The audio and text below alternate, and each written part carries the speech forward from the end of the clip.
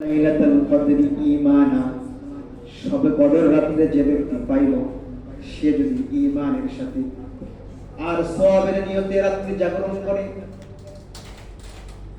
ঈমানের সাথে হতে হবে এবং সওয়াবের নিয়তে কেউ যদি শবে কদরের রাত জাগরণ করে, জাগরণ করা মানে এখানেও বুঝতে হবে জাগরণ করা মানে রাস্তা দিয়ে চললাম ফিরলাম জুয়া খেললাম ব্রিজের উপর দিয়ে ঘোরাফেরা করলাম গল্প গুজব করলাম বলে না।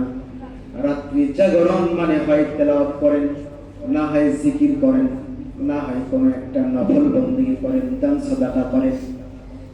এভাবে আমাদের রাত্রিটা অতিবাহিত করতে হবে। এই যদি এভাবে আমাদের রাত্রিটা অতিবাহিত হয়ে যায়, বিশ্বনবী যে বলেন মা তাকাদ্দামা মিন যামবি গুফিরা লাহু মা তাকাদ্দামা মিন যামবি।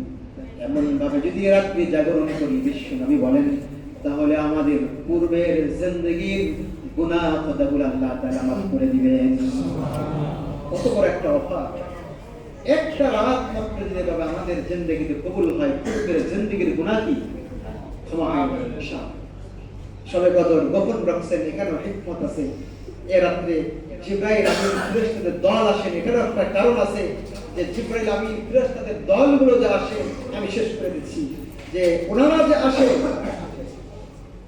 যে সমস্ত হাদিসের মধ্যে আসছে ইউসাল্লুনা আলা কুল্লি কাইমিন আও কাঈদান ইয়াযকুরুনাল্লাহ আযজা ওয়া জাল।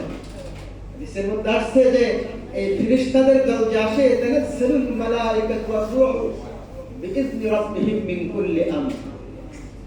ফেরেশতারা যে আসে দুনিয়ার মধ্যে, হাদিসে আসছে যে তারা যারা নাকি মানে কায়েম থাকে, দাঁড়ায় দাঁড়ায় নামাজ ইবাদত বন্দেগী করে, আও কাঈদিন মানে যারা বসে বসে কি করে ইবাদত বন্দেগী করে, ইয়াযকুরুনাল্লাহ আযজা ওয়া জাল, এবং বসে শুয়ে যেভাবেই হোক না কেন আল্লাহর জিকির যারা করে, আল্লাহর পয়গম্বর বলেন তাদের জন্য এই ফেরেশতাদের দলগুলো তাদের জন্য রহমতের দোয়া করে। সুবহানাল্লাহ।